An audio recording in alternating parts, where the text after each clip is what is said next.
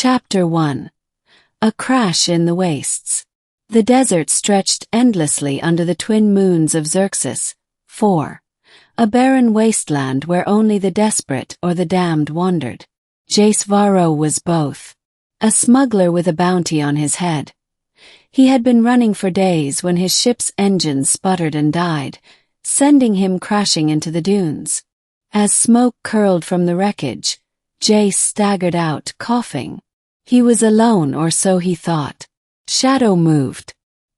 He spun, drawing his pulse pistol, but the weapon was knocked from his grip before he could fire.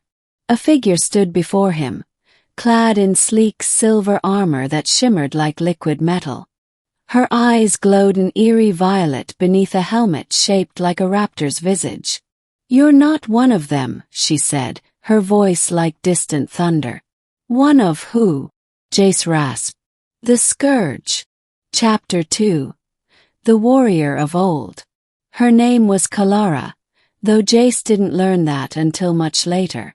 At first, she was just a silent, deadly presence, watching him with those unsettling eyes. She moved like a ghost, vanishing and reappearing without sound. Jace, ever the opportunist, tried to bargain. "Look, if you help me fix my ship, I can get us both off this rock." Kaelara tilted her head. "I do not run." "Then what do you do?" She turned toward the horizon. "I hunt." It was then that Jace noticed the scars on her armor, deep, jagged marks that spoke of countless battles. And the name, Kaelara, finally clicked in his mind. Wait, the Kaelara. The last Valkyrie. She didn't answer. She didn't need to. Chapter 3. The Scourge Approaches. Legend spoke of Kaelara, the last of an ancient warrior race, the Valkyrians, who had fought against the Scourge, a monstrous swarm of biomechanical horrors that consumed worlds. The war had ended centuries ago, the Valkyrians extinct, the Scourge defeated. Or so everyone thought. Kaelara's presence here meant only one thing. The Scourge had returned. Jace wasn't a hero. He was a survivor. But survival now meant sticking close to her. That night, as the twin moons cast long shadows, the ground trembled. From beneath the sands, skeletal machines emerged. Scourge drones, their insectoid limbs clicking, their glowing red sensors locking onto them. Kaelara ignited her energy glaive, its blade humming with power. "Stay behind me." Jace had no intention of arguing. Chapter 4. The Battle Under the Moons. The fight was brutal. Kaelara moved like a storm, her glaive slicing through metal and sinew alike. Jace fired his pistol, but the drones kept coming. One lunged at him, its claws outstretched. He braced for death, only for Kaelara to intercept, driving her blade through its core. She grabbed Jace and hurled him aside as another drone exploded behind them. "We need to move," she barked. They fled into the ruins of an ancient city, its crumbling towers offering some cover. But the Scourge was relentless. "Why are they here?" Jace panted. Kaelara's expression darkened. "They sensed the beacon." "The what?" She tapped her chest, where a faint blue light pulsed beneath her armor. "A Valkyrian artifact. The last of its kind. It calls to them." Jace groaned. "So you're basically carrying a giant eat me sign? If you wish to leave, go." He hesitated. Then he reloaded his pistol. "Yeah, well, I've never been smart." Chapter 5.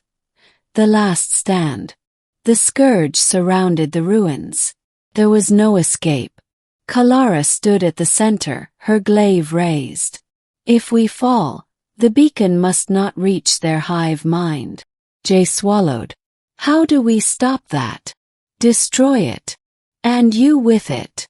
She met his gaze. "Yes," Jace cursed. There had to be another way. Then an idea.